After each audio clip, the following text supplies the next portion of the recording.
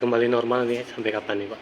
Iya, untuk target kembali normal, tentunya kita mengharapkan secepat mungkin ya Pak ya, seluruh layanan bisa aktif. Syederalun gangguan layanan pada sistem BSI yang terjadi pada 8 Mei 2023 sebagaimana penjelasan Corporate Sekretari BSI saat ini sedang melakukan pemeliharaan atau maintenance sistem. Regional CIO BSI Aceh, Wisnu Sunandar mengatakan, meski terjadi pemeliharaan dan sejumlah transaksi gagal sejak kemarin, ia memastikan bahwa seluruh uang nasabah aman. Saat konferensi pers di kantor OJK Aceh pada Selasa 9 Mei 2023, ketika ditanya kapan target layanan tersebut kembali normal, ia mengharapkan layanan dapat kembali normal secepat mungkin dan seluruh layanan dapat aktif kembali.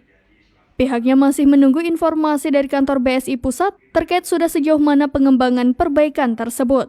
Sebelumnya, layanan BSI baik melalui ATM dan mobile banking pada Senin 8 Mei kemarin error dan tidak bisa digunakan. Tak lama setelah itu, BSI mengeluarkan pernyataan bahwa saat ini sistem layanan sedang dilakukan maintenance meski sebelumnya tidak ada pemberitahuan kepada nasabah. Pemeliharaan yang terjadi secara mendadak membuat nasabah BSI di Aceh kewalahan. Terlebih, sistem transaksi baik melalui ATM maupun mobile banking BSI lumpuh total. Meski begitu, sejak pagi tadi secara bertahap, beberapa ATM khususnya di Aceh mulai bisa digunakan kembali. Kapan nih Pak?